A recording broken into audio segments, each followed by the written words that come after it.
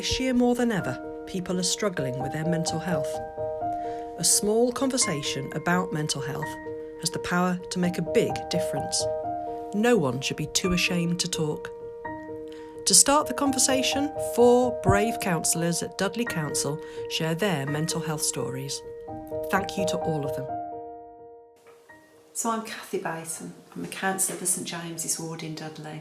And prior to March 2020, like all councillors, I had a really busy life. Council meetings with constituents and the community, as well as doing all the things that I enjoyed outside, such as spending time with family and friends, going to the gym, and just generally going about my daily business.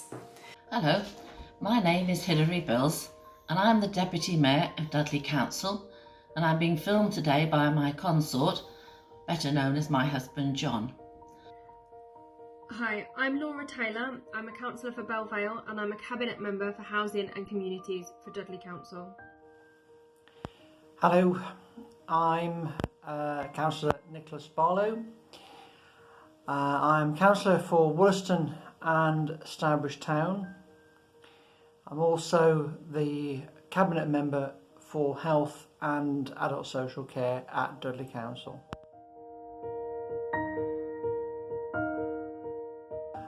What do I like doing outside of the council?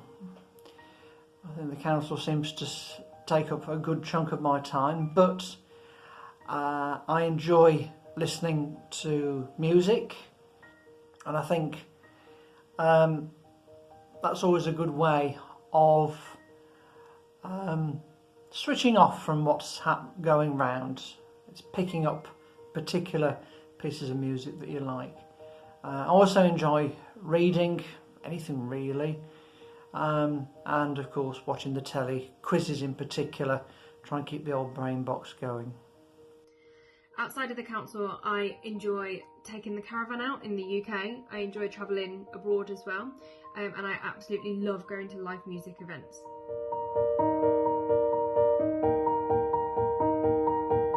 I think if I was asked about my own mental health, I would say I'm a glass half full sort of person.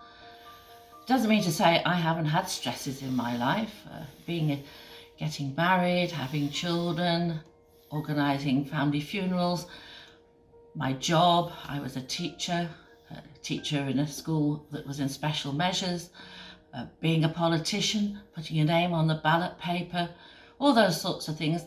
They are stressful. But of course, I've always had something that has helped me along the way, and he's filming me today. I'd come home from work and say, "You'll never guess what happened today." I'd get it off my chest, and then I was fine. Over a period of many years, I've suffered periods of depression, and I also suffer with general anxiety. This past year has been particularly tough, as I've suffered a period of depression which was triggered by grief after the death of my dad in February 2020. Unfortunately, there were issues and his funeral couldn't be held until the lockdown period had started. So understandably, that caused a lot of upset and was quite traumatic. My mental health issues affect all aspects of my life when it's bad, from my friendships to my relationships to my work. In the early days, it was very difficult to manage. Fortunately, my fiance has a good understanding now of my anxieties, and between us, we understand how to manage them and what I need in those moments. The first time I experienced the extreme lows of depression was during a previous relationship, which was emotionally and occasionally physically abusive. Because of the isolating nature of the circumstances at the time, I didn't get the help that I really should have. It meant that I didn't reach out to friends and family, and that is so vitally important when you are suffering with depression and anxiety. My own mental health issues, having suffered very close bereavement a few years ago, still plays on your mind, and we all have those particular days where we don't want to really get up, we don't want to face the world, and I've experienced those. Not wanting to really get out of bed, and you just want to pull the bedclothes over your head and just let the day disappear and hope that the following day is better. March the 23rd hit, and obviously we went into lockdown. My mum at 88 with underlying health conditions tested positive for COVID, so at that point I really didn't think I'd ever see her again. And also myself and my partner went down with COVID as well. So that first lockdown was really stressful.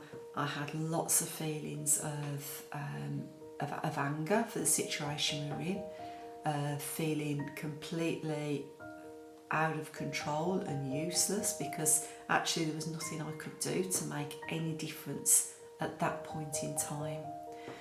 So she was discharged in April, came home, which was absolutely wonderful, and then I became responsible for delivering quite a lot of care to my mum for the first few weeks.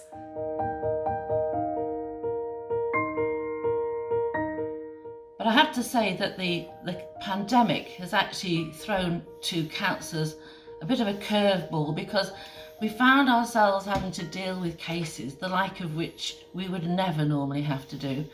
And for once I found myself helpless. I had to stay in during the pandemic, and I'm having to stay in now. But somebody rings you up and says, my partner's walked out, I've got 3 children, no food and no baby nappies. Under normal circumstances, I would leap up and get in the car and nip round the shops and go and see them. But of course I can't do that now. And so there is help out there, and I found all the numbers to ring, but it still has been really difficult for us as councillors to deal with an awful lot of the things that have happened. But again, I'm very fortunate. I have someone to talk to. And I think people who have someone to talk to find themselves in a far better position than those who either feel they don't want to talk or they don't have anyone to talk to. Lockdown has affected me, as I'm sure it's affected everybody else at the moment. And it's the fact that you're stuck in the house and you're only going out to do the basics, the shopping, and that's it. And everything is done like this, online, all the meetings. And it's not the same as meeting up with your friends and your family and just having that closeness and having those chats, whether it's in somebody's house over a cup of tea or a glass of wine. I think we all do miss that. So the first lockdown was very, very difficult, and I think the subsequent lockdowns have each had their own different sorts of challenges. This particular lockdown, I think, has been the most difficult in terms of me dealing with it, and I've felt really quite isolated this time, quite frustrated about where we are and about the restrictions, and about just not being able to go back to doing the things that I want to be able to do. I want to share my story to encourage people to talk about mental health. Mental health can be a very, very lonely place to be, and talking about it helps. Whether it's talking to a family member or talking to a GP, it can all start you on the journey to feeling better. Don't be scared of accepting help. Antidepressants might sound scary, and they can't solve every issue, but they can make the smiles easier. Counselling is the best thing that I have found that helps me. I have had 2 or 3 counsellors in the past who haven't quite gelled with me, and gelling with your counsellor or your therapist is very, very important. So if you've had counselling in the past and didn't quite feel that it was the right fit for you, try again with someone new. It is so vitally important.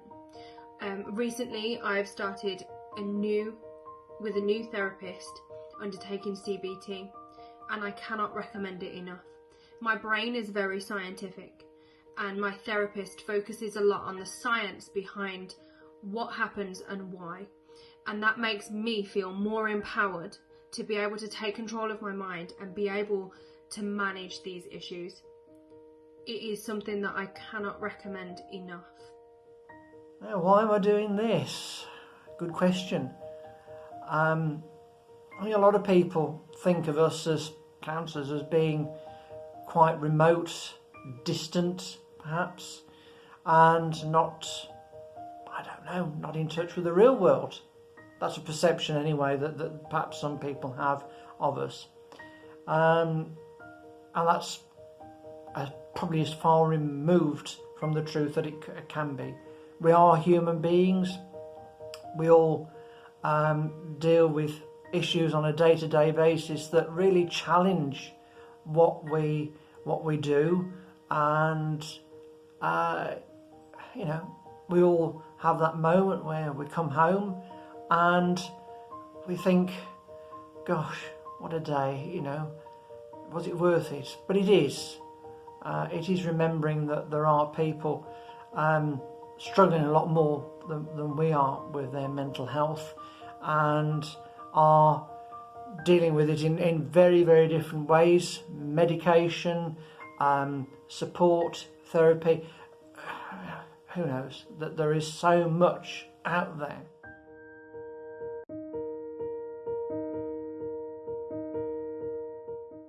What I've learnt in recent years is that it is absolutely not cliche that exercise helps with mental health.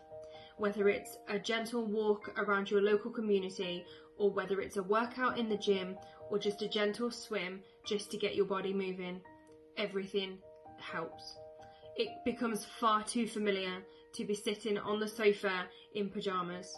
So any bit of exercise, any change to sitting and looking at four walls can help so much. What has helped me is the fact that I am able to pick up the phone and talk to my friends, and it is about those outlets of music and reading. And when we've had lovely weather and we haven't had such restrictive lockdown, it's being able to get out and go for a nice walk in the countryside.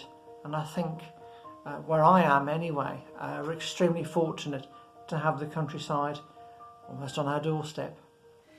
Like everybody else, I guess, I'm not alone in that, but I think the things that have really helped me deal with it has been just being able to get outside, get out and walk. Between March 2020 and now, I've walked to Poland and back, and I've really felt a benefit because it gives me time. It allows me to spend half an hour a day just being in my own company and thinking about the things that are important to me. So I'd recommend that to anybody. Get out and get some fresh air. It makes you feel so different. But I think the overriding message that I want to get across is that going through a time like this, it's actually okay not to be okay all of the time. So I would always say to anybody who is feeling stressed or feeling that they can't cope, be brave, pick up the phone, speak to someone, and you'll find it's very good. It'll help you out. Won't solve the problem, but it'll make you feel better. And in reverse, I'd say to people, if you know someone is having a tough time, and particularly if someone's been off work with stress or a mental health issue, treat them just like you would anybody else coming back to work or you see in the street. There isn't a special language that you have to use for somebody who's got mental health issues. It's the same language as you have for everybody else. Hello, how are you? How's it going? How's the return to work? Break that stigma. Make sure that they know that you want to chat. You'll feel better for it, and they certainly will. And my advice is that if you are struggling, don't suffer in silence, please. It's not worth it. Have that conversation with somebody that you are close to, even if it feels awkward, embarrassing. At least it's being out in the open. If you have an outlet that you enjoy doing, say whether it's gardening, walking, that favourite piece of music, then make the most of it, enjoy it. This is me, I'm Nicholas. So, my name is Hilary Bills, and this is me. This is me, Kathy Baton. I'm Laura, and this is me. COVID lockdown has had a major impact on mental health in recent months. The day-to-day hustle and commitments of life cause high levels of stress, which ultimately affect your mental state. I would now like to thank my fellow councillors for sharing their experiences with you, with the difficulties they have faced in their lifetime with mental health problems. May I thank you once again for allowing me to be part of this very important video.